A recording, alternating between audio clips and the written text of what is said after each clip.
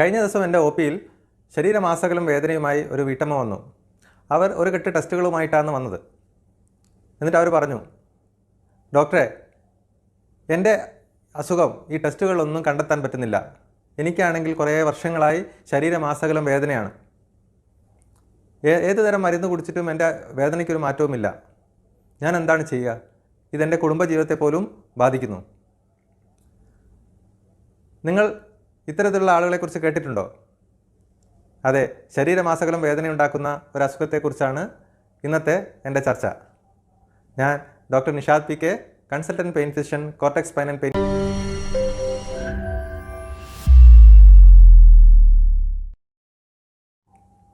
കഴിഞ്ഞ ദിവസം എൻ്റെ ഒ പിയിൽ ശരീരമാസകലം വേദനയുമായി ഒരു വീട്ടമ്മ വന്നു. അവർ ഒരു കെട്ട് ടെസ്റ്റുകളുമായിട്ടാണ് വന്നത്. എന്നിട്ട് അവർ പറഞ്ഞു, ഡോക്ടറെ, എൻ്റെ അസുഖം ഈ ടെസ്റ്റുകളിലൊന്നും കണ്ടെത്താൻ പറ്റുന്നില്ല. എനിക്കാണെങ്കിൽ കുറേ വർഷങ്ങളായി ശരീരമാസകലം വേദനയാണ്. ഏത് തരം മരുന്ന് കുടിച്ചിട്ടും എൻ്റെ വേദനയ്ക്കൊരു മാറ്റവുമില്ല. ഞാൻ എന്താണ് ചെയ്യുക? ഇതെൻ്റെ കുടുംബജീവിതത്തെ പോലും ബാധിക്കുന്നു. നിങ്ങൾ ഇത്തരത്തിലുള്ള ആളുകളെക്കുറിച്ച് കേട്ടിട്ടുണ്ടോ? അതെ, ശരീരമാസകലം വേദനയുണ്ടാക്കുന്ന ഒരു അസുഖത്തെക്കുറിച്ചാണ് ഇന്നത്തെ എൻ്റെ ചർച്ച. ഞാൻ doctor Nishad P K, consultant pain physician, cortex spine and pain care, Eranhipalam. Fibromyalgia എന്താണ് ഈ അസുഖം? എന്തൊക്കെയാണ് ഇതിൻ്റെ പ്രത്യേകതകൾ? അതിൻ്റെ ചികിത്സാ രീതികൾ എന്തൊക്കെയാണ് എന്നതിനെക്കുറിച്ചാണ് ഇന്ന് നമ്മൾ ചർച്ച ചെയ്യുന്നത്. എന്താണ് യഥാർത്ഥത്തിൽ ഫൈബ്രോമയാൾജിയ? ഇതിൻ്റെ ഏറ്റവും വലിയ പ്രത്യേകത ശരീരം മൊത്തത്തിലുള്ള വേദനയാണ്. അതായത് 2 കൈകളിലും 2 കാലുകളിലും ശരീരം മൊത്തത്തിലുള്ള ഭാഗത്ത് വേദന അനുഭവപ്പെടും. ഇതിന് സാധാരണയായി നമുക്ക് ശരീരത്തിൻ്റെ ഏതെങ്കിലും ഒരു ഭാഗത്ത് ചെറിയൊരു വേദനയായിട്ട് തുടങ്ങിയതായിരിക്കും. ഒന്നുകിൽ ഒരു വലത്തെ കൈയോ അല്ലെങ്കിൽ കഴുത്തിൻ്റെ ഭാഗത്ത് അല്ലെങ്കിൽ നടുവിൻ്റെ ഭാഗത്ത് ഒരു വേദനയായിട്ട് തുടങ്ങി പിന്നീട് അത് മെല്ലെ മെല്ലെ ശരീരമാസകലം വ്യാപിച്ച് ശരീരം മൊത്തത്തിൽ വേദനയായി മാറുന്നു. വർഷങ്ങൾ കൊണ്ട് ഉണ്ടാവുന്നതാണ്. കഴിഞ്ഞ ഒരു 4-5 വർഷമായി വേദന അനുഭവിക്കുന്നു. ആദ്യം നമുക്ക് തുടങ്ങിയത് കഴുത്ത് വേദനയായിരിക്കും. അത് കഴിഞ്ഞ് കുറച്ച് കാലങ്ങൾ കഴിഞ്ഞപ്പോൾ അതേ വശത്ത് കാലിന് വേദന തുടങ്ങി. കുറച്ച് കാലം കഴിഞ്ഞപ്പോൾ ഓപ്പോസിറ്റ് മറുവശത്തുള്ള കൈക്കും കാലിനും വേദന തുടങ്ങി. ഇത്തരത്തിലാണ് ഈ ഒരു അസുഖം ഉണ്ടാവുന്നത്. അപ്പോൾ ഒരു ഫൈബ്രോമയാൾജിയ എന്നൊരു സ്റ്റേജിൽ എത്തിക്കഴിഞ്ഞു കഴിഞ്ഞാൽ ഈ രോഗിക്ക് ശരീരമാസകലം വേദനയുണ്ടാവും. അതോടൊപ്പം തന്നെ ഒരുപാട് ബുദ്ധിമുട്ടുകൾ, അതായത് പകൽ സമയത്ത് അല്ലെങ്കിൽ എല്ലാ സമയത്തും ക്ഷീണം അനുഭവപ്പെടുക, ഒന്നിനും ഒരു ഉത്സാഹമില്ലായ്മയും ക്ഷീണവും അനുഭവപ്പെടുക, രാവിലെ എഴുന്നേറ്റ് വരുന്ന സമയത്ത് ബെഡിൽ നിന്ന് എഴുന്നേൽക്കാൻ പറ്റാത്ത അവസ്ഥ, ശരീരം മസിൽസ് എല്ലാം ടൈറ്റായി മൊത്തത്തിൽ ശരീരത്തിന് ഒരു മുറുക്കം അനുഭവപ്പെടുക, എണീറ്റ് വരാനുള്ള ബുദ്ധിമുട്ട്, വേദന മാക്സിമം അനുഭവപ്പെടുന്നത് രാവിലെ എഴുന്നേറ്റ് വരുമ്പോഴാണ്. അത് കഴിഞ്ഞ് കുറച്ചൊരു 1-2 മണിക്കൂർ കഴിഞ്ഞ് ജോലിയൊക്കെ തുടങ്ങി കഴിയുമ്പോൾ കുറച്ചൊരു ആശ്വാസം ഉണ്ടാവും. വേദനയല്ലാതെ മറ്റുള്ള പ്രശ്നങ്ങൾ, ഉറക്കം നഷ്ടപ്പെട്ട ഒരവസ്ഥ, അതായത് രാത്രി കാലങ്ങളിൽ ഉറക്കം കുറവായിരിക്കും, രാവിലെ എഴുന്നേറ്റാലും ഉറക്കത്തിൻ്റെ ഒരു ക്ഷീണം മാറാത്ത രീതിയിലുള്ളൊരു അവസ്ഥ, ഇത് സ്ഥിരമായിട്ടുള്ള എല്ലാ ദിവസവുമുള്ള ഒരു വേദന ആയതുകൊണ്ട് തന്നെ അവരുടെ മാനസികമായി വളരെ ബാധിക്കുന്നു. ഡിപ്രഷൻ, ആങ്സൈറ്റി തുടങ്ങിയ ബുദ്ധിമുട്ടുകൾ അവർക്കുണ്ടാകുന്നു. വീട്ടിലൊരാൾ ദിവസവും വേദന പറഞ്ഞുകൊണ്ടിരിക്കുമ്പോൾ അത് കുടുംബത്തിലെ മറ്റുള്ള ആളുകളെയും ബാധിക്കുന്നു. അപ്പോൾ വേദന ഉണ്ടാകുന്നവരുടെ കുടുംബത്തിലെ കുടുംബനാഥനാണെങ്കിലും അല്ലെങ്കിൽ മക്കളാണെങ്കിലും മറ്റുള്ള ആളുകൾക്ക് ഇതൊരു പ്രശ്നമാണ്. അപ്പോൾ അവർക്കൊരു പ്രശ്നമാവുമോ എന്നുള്ള ചിന്ത രോഗിയെ വീണ്ടും മാനസികമായി ബുദ്ധിമുട്ടുണ്ടാക്കുന്നു. ഇതാണ് ഒരു ഫൈബ്രോമയാൾജിയ എന്നറിയപ്പെടുന്ന ഈ അസുഖമുള്ള രോഗിയുടെ ഒരു സാധാരണ ജീവിതം. അപ്പോൾ എന്താണ് യഥാർത്ഥത്തിൽ ഈ അസുഖത്തിൽ എവിടെയാണ് പ്രശ്നം? ഇതൊരു പേശി വേദനയാണോ അല്ലെങ്കിൽ നമ്മുടെ ഞരമ്പിനെ സംബന്ധിക്കുന്ന ഒരു വേദനയാണോ?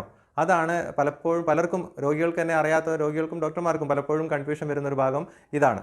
എന്താണ് യഥാർത്ഥത്തിൽ ഈ അസുഖത്തിൽ സംഭവിക്കുന്നത്?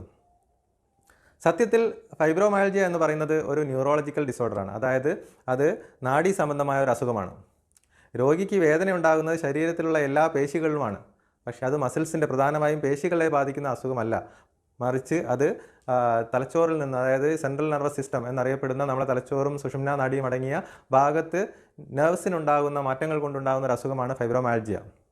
അത് തുടങ്ങാൻ കാരണം തുടക്കത്തിൽ ഇതുപോലെ വല്ല പരിക്കുകളോ അല്ലെങ്കിൽ ഏതെങ്കിലും ഒരു മസിൽസിൻ്റെയോ അല്ലെങ്കിൽ ഏതെങ്കിലും ഒരു ഡിസ്കിൻ്റെയോ ഭാഗത്തുണ്ടാകുന്ന ചെറിയ അസുഖമായിട്ടായിരിക്കും തുടങ്ങിയിട്ടുണ്ടാകുക. പക്ഷേ തുടർച്ചയായി നമ്മുടെ ശരീരത്തിൻ്റെ ഏതെങ്കിലും ഒരു ഭാഗത്ത് വേദന അനുഭവപ്പെടുകയും ആ വേദന ഈ നെർവ്സ്, നാഡികൾ വഴി സ്പൈനൽ കോഡിലൂടെ തലച്ചോറിലെത്തുന്നു. അപ്പോഴാണ് നമ്മളൊരു വേദന അറിയുന്നത്. അപ്പോൾ അത് സ്ഥിരമായിട്ടൊരു ഭാഗത്തു നിന്ന് വേദനയുടെ സിഗ്നൽസ് നമ്മുടെ തലച്ചോറിലെത്തിക്കഴിഞ്ഞാൽ ആ തലച്ചോറിൻ്റെ ഭാഗത്ത്, വേദന അറിയുന്ന ഭാഗത്തും അതുപോലെ തന്നെ ഈ വേദന കൊണ്ടുപോകുന്ന സുഷുമ്നാ നാഡിയുടെ ഭാഗത്തും ചെറിയ കെമിക്കൽ ചേഞ്ചസ് വരും. അവിടെ ഉണ്ടാകുന്ന ആ മാറ്റത്തിനാണ് സെൻട്രൽ സെൻസിറ്റൈസേഷൻ എന്ന് പറയുന്നത്. അതായത് നമ്മുടെ നെർവ്സ് കൂടുതൽ സെൻസിറ്റീവ് ആവുകയാണ്. ആദ്യം ഒരു സ്ഥലത്തുനിന്ന് ഒരു വേദന നമ്മൾ തൊട്ട് കഴിഞ്ഞാൽ അല്ലെങ്കിൽ എന്തെങ്കിലും ഒരു വേദന ഉണ്ടായി കഴിഞ്ഞാൽ അത് ഒന്നായിട്ടാണ് അറിയുന്നതെങ്കിൽ ഈ ഒരു അവസ്ഥയിലെത്തുമ്പോൾ ഒരു വേദന 10 മടങ്ങായിട്ട് 100 കണക്കിന് വേദനയായിട്ട് നമുക്ക് അനുഭവപ്പെടും. അതായത് വേദനയുടെ കാഠിന്യം കൂടുന്നു. ചെറിയതൊരു സ്റ്റിമുലസ് ഉണ്ടാകുമ്പോൾ തന്നെ വേദന കൂടുന്നു. അത്തരത്തിലൊരു അവസ്ഥയിലേക്ക് വരുന്നതിനാണ് സെൻട്രൽ സെൻസിറ്റൈസേഷൻ എന്ന് പറയുന്നത്. ഇത്തരത്തിൽ ബ്രെയിനിലും സ്പൈനൽ കോഡിലും വരുന്ന മാറ്റങ്ങൾ കൊണ്ടാണ് ഈ ഫൈബ്രോമയാൽജിയ എന്നൊരു അസുഖം ഉണ്ടാകുന്നത്. അതുകൊണ്ട് എന്താ സംഭവിക്കുന്നത്? ശരീരം മൊത്തത്തിൽ ഒരുപോലെ നമുക്ക് വേദന ഉണ്ടാവും.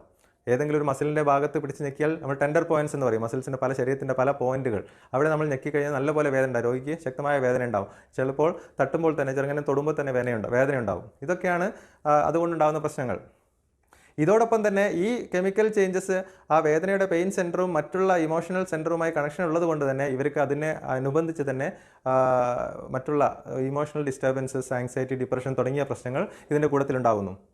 ഇതേ സംഭവം തന്നെ നമ്മുടെ ബവലുമായി, അതായത് കുടലുമായി കണക്ഷൻ ഉള്ളത് കൊണ്ട് തന്നെ ഇത്തരത്തിലുള്ള മിക്ക രോഗികൾക്കും അതിനോടനുബന്ധമായി തന്നെ ഗ്യാസിൻ്റെ പ്രശ്നം, വയറിൽ എരിച്ചിൽ, തികട്ടി വരുന്ന അവസ്ഥ, അല്ലെങ്കിൽ വയറ്റുനിന്ന് പോകാതെ സ്തംഭനത്തിൻ്റെ പ്രശ്നം, ഇത്തരത്തിലുള്ള സംഭവങ്ങൾ, വയറ് സംബന്ധമായ അസുഖങ്ങളും സാധാരണയായി ഫൈബ്രോമയാൽജിയയിൽ കൂടുതൽ കാണാറുണ്ട്. പലപ്പോഴും ഈ രോഗിക്ക് ഇത് ഓരോന്നും വേറെ ആയിട്ട് തലവേദന ഉണ്ടാവും, വയറിന് അസ്വസ്ഥതകൾ ഉണ്ടാവും, ശരീരം മൊത്തത്തിൽ വേദന ഉണ്ടാകുമ്പോൾ ഓരോന്നും ഓരോ സ്ഥലത്ത് മാറി മാറി ചികിത്സിക്കുന്ന ഒരു അവസ്ഥയിലാണ് ഉണ്ടാവുക. സത്യത്തിൽ ഇതെല്ലാം ഇൻ്റർ കണക്റ്റഡ് ആയിട്ടാണ്. ഈ ഒരു അസുഖത്തിൽ ശരീരത്തിൽ പല ഭാഗങ്ങളായി പല അസ്വസ്ഥതകളായിട്ടാണ് അനുഭവപ്പെടുന്നത്. അപ്പോൾ എന്താണ് നമുക്കിതിൽ ചെയ്യാൻ പറ്റുക? എന്ത് ടെസ്റ്റ് ചെയ്തിട്ടാണ് ഇത് കണ്ടുപിടിക്കാൻ പറ്റുക? അവിടെയാണ് ഏറ്റവും വലിയൊരു പ്രശ്നം. അതായത് ഈ രോഗികളുടെയും ഈ കുടുംബത്തിലുള്ള മറ്റുള്ള ആളുകളുടെയും സ്ഥിരമായിട്ടുള്ള കംപ്ലയിൻറ്റ് ഒരുപാട് ടെസ്റ്റുകൾ ചെയ്തു. അതായത് ഇത്തരം രോഗികളെ എല്ലാ ബ്ലഡ് ടെസ്റ്റുകളെല്ലാം ചെയ്തു, അതുപോലെ സ്കാനിങ് ചെയ്തു. പക്ഷേ എന്നിട്ടും എല്ലാം നോർമൽ.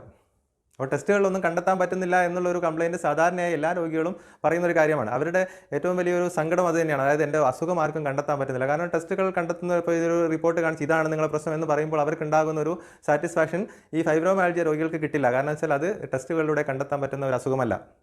പിന്നെ എന്തിനാണ് ടെസ്റ്റുകൾ ചെയ്യുന്നത്? ടെസ്റ്റുകൾ പലപ്പോഴും ചെയ്യുന്നത് മറ്റുള്ള അസുഖങ്ങൾ, ഇത്തരത്തിൽ ശരീരം മൊത്തത്തിൽ വേദനയുണ്ടാക്കുന്ന മറ്റുള്ള അസുഖങ്ങൾ ഇല്ല എന്ന് ഉറപ്പുവരുത്താനാണ് പലപ്പോഴും ടെസ്റ്റുകൾ ചെയ്യുന്നത്.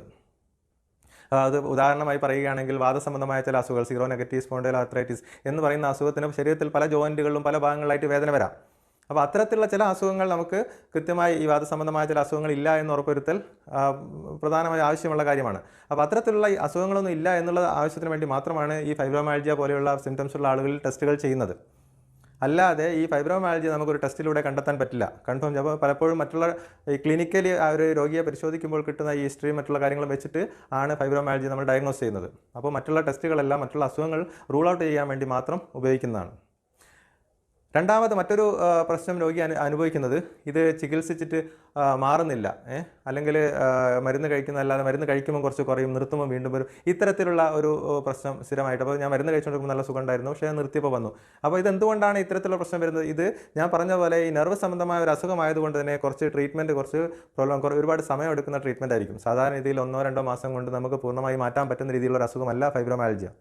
അപ്പോൾ അതിൻ്റെ ചികിത്സയിൽ നമുക്ക് ഇത്തരത്തിലുള്ള കാര്യങ്ങൾ, അതായത് ഒരു മൾട്ടി ഡിസിപ്ലിനറി ട്രീറ്റ്മെൻറ്റ് എന്നാണ് നമ്മളിതിന് പറയുന്നത്.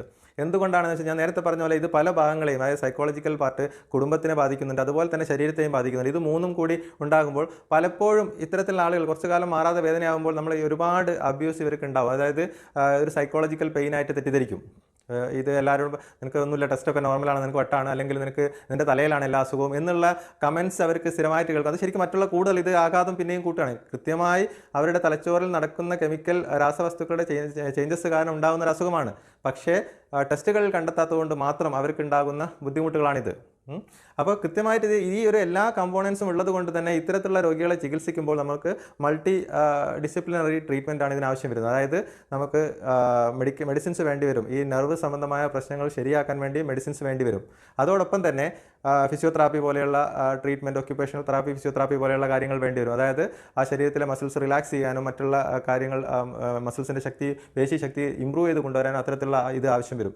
കൂടെ നമുക്ക് സൈക്കോളജിസ്റ്റിൻ്റെ സഹായം ആവശ്യം വരും. അതായത് ഈ കോഗ്നിറ്റീവ് ബിഹേവിയറൽ തെറാപ്പി പോലെയുള്ള ട്രീറ്റ്മെൻറ്റ് വഴി നമുക്ക് അവർക്കുണ്ടായ മാനസിക പ്രശ്നങ്ങൾ, മാനസികമായിട്ടുണ്ടാകുന്ന ബുദ്ധിമുട്ടുകൾ ഇതിൽ നിന്ന് മാറ്റിക്കൊണ്ടുവരാൻ പറ്റും.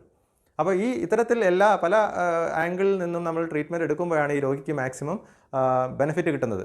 അത്തരത്തിലുള്ള ട്രീറ്റ്മെൻറ്റ് എടുക്കുന്ന സെൻറ്ററുകൾ കുറവായതുകൊണ്ടും അത്തരത്തിൽ ഈവൻ സൈക്കോളജിസ്റ്റിനെ കാണാം എന്ന് പറഞ്ഞാൽ പോലും പല രോഗികളും വില്ലിങ് അല്ലാത്തത് കൊണ്ടുമാണ് നമുക്ക് യഥാർത്ഥത്തിൽ ഈ അസുഖത്തിന് പെട്ടെന്നൊരു മാറ്റം അല്ലെങ്കിൽ നല്ല രീതിയിലൊരു ശമനം കിട്ടാതെ പോകുന്നത് അതുകൊണ്ടാണ്.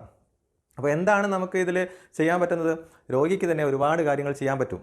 ഒന്നാമത്തത്, ഈ അസുഖം എന്താണ്, അതിൻ്റെ പത്തോഫിസിയോളജി ഞാൻ നേരത്തെ പറഞ്ഞാൽ എന്തുകൊണ്ടാണ്, എങ്ങനെയാണ് വരുന്നത് എന്ന് മനസ്സിലായി കഴിഞ്ഞാൽ അതാണ് ഏറ്റവും പ്രധാനം. അതായത് ഇതൊരു ശരീരത്തിന് പലർക്കും ഇത് ക്യാൻസർ ആണോ അല്ലെങ്കിൽ മറ്റുള്ള അസുഖമാണോ, എൻ്റെ വേദന എന്താ മാറാത്തത് എന്നുള്ളൊരു പേടി ഉണ്ടാവും. അതാണ് നമ്മൾ ആദ്യം മാറ്റേണ്ടത്. അതായത് ഇത് ശരീരത്തിന് ഭീഷണിയായിട്ടുള്ളൊരു അസുഖമല്ല, ഇത് കൂടിയിട്ട് വേറെ എന്തെങ്കിലും ആയി മാറും, അങ്ങനത്തെ പേടിക്കൊന്നും വേണ്ട. പക്ഷേ ഇത് വേദന ഉണ്ടാക്കുന്നുണ്ട്, ശക്തമായ വേദന ഉണ്ടാക്കുന്നുണ്ട്. അപ്പോൾ നമുക്ക് വേദന മാറ്റണം. പക്ഷേ ആദ്യം നമ്മൾ മനസ്സിലാക്കേണ്ടത് ഇത് ശരീരത്തിനോ ജീവനോ ഭീഷണിയായിട്ടുള്ള ഒരു അസുഖമല്ല. അപ്പോൾ പിന്നെ നെക്സ്റ്റ് സ്റ്റെപ്പ് നമ്മൾ ഇതിൽ നിന്ന് എങ്ങനെ പുറത്ത് കിടക്കണം എന്നുള്ള രീതിയിലാണ്. അപ്പോൾ അതിന് നമുക്ക് മെഡിസിൻസ് വേണം. എന്ത് തരത്തിലുള്ള മെഡിസിനാണ്? അതായത് നെർവിൻ്റെ പ്രശ്നങ്ങൾ മാറ്റുന്ന രീതിയിലുള്ള മെഡിസിൻസ് നമ്മൾ കുറച്ച് കണ്ടിന്യൂസ് ആയിട്ട് എടുക്കേണ്ടി വരും. ചെറിയ ഡോസിൽ തുടങ്ങി മെല്ലെ മെല്ലെ കൂട്ടി കൊണ്ടുവന്നിട്ട് ഒരു ലെവലിലെത്തുമ്പോൾ നല്ലപോലെ മാറ്റം ഉണ്ടാവും. എങ്കിൽ വേദന സംഹാരികൾ കഴിച്ചിട്ടല്ല ഇതിൽ നമ്മൾ ചികിത്സിക്കുന്നത്. വേദന സംഹാരികൾ കഴിക്കുന്നതുകൊണ്ട് ഇതിന് മെച്ചം ഉണ്ടാവില്ല. അതിനേക്കാൾ കൂടുതൽ ഇത്തരത്തിലുള്ള മെഡിസിനാണ് നമുക്ക് വേണ്ടി വരിക. പിന്നെ അതിൻ്റെ കൂടുതൽ നമ്മൾ ഫിസിയോതെറാപ്പി, അതുപോലെ എക്സസൈസ് പോലെയുള്ള കാര്യങ്ങൾ, വ്യായാമം പോലുള്ള കാര്യങ്ങൾ. വ്യായാമം എന്ന് പറയുമ്പോൾ നമ്മൾ ചെറിയ രീതിയിലുള്ള എക്സസൈസ്, അതായത് ഇത്തരത്തിലുള്ള രോഗികൾ ചെറിയ നടത്തം, മോർണിംഗ് വാക്ക്, കൈ വീശി ഒന്ന് നടന്നു കഴിഞ്ഞാൽ തന്നെ ഒരുപാട് മാറ്റം ഉണ്ടാവും. നമ്മൾ മസിൽസ് എല്ലാം ഒന്ന് റിലാക്സ് ആകുമ്പോൾ തന്നെ ഒരുപാട് മാറ്റം ഉണ്ടാവും. അതുപോലെ തന്നെ എയറോബിക് എക്സസൈസ് അല്ലെങ്കിൽ നീന്തൽ പോലെയുള്ള എക്സസൈസ്, ഇത്തരത്തിലുള്ളത് ഈ രോഗികൾക്ക് പ്രയോജനം ചെയ്യും.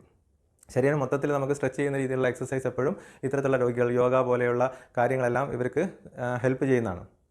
അതോടൊപ്പം തന്നെ നമ്മൾ മെഡിസിൻസ് എടുക്കുക, പ്ലസ് മറ്റുള്ള കാര്യങ്ങൾ സൈക്കോളജിക്കൽ സപ്പോർട്ടും കൂടി എടുത്തു കഴിഞ്ഞാൽ നമുക്ക് ഇത്തരത്തിലുള്ള ഒരു ബയോ സൈക്കോ സോഷ്യൽ മോഡൽ ആയിട്ടുള്ള ട്രീറ്റ്മെൻറ്റ് എടുത്തു കഴിഞ്ഞാൽ രോഗിക്ക് നല്ല ആശ്വാസം ഉണ്ടാകും. ഫൈബ്രോമയാൾജിയെക്കുറിച്ച് ചെറിയ കാര്യങ്ങൾ, ഇത് മൊത്തത്തിൽ പറയാൻ ഒരു വീഡിയോ മതിയാവില്ല. പക്ഷേ എന്നാലും അതിൻ്റെ മെക്കാനിസം, ബേസിക്കായി എന്താണ് പ്രശ്നമെന്ന് നിങ്ങൾക്ക് മനസ്സിലായി എന്ന് ഞാൻ കരുതുന്നു. വേദന ഉണ്ടാക്കുന്ന മറ്റുള്ള അസുഖങ്ങളുടെ വിശേഷങ്ങളുമായി ഞാൻ വീണ്ടും വരാം.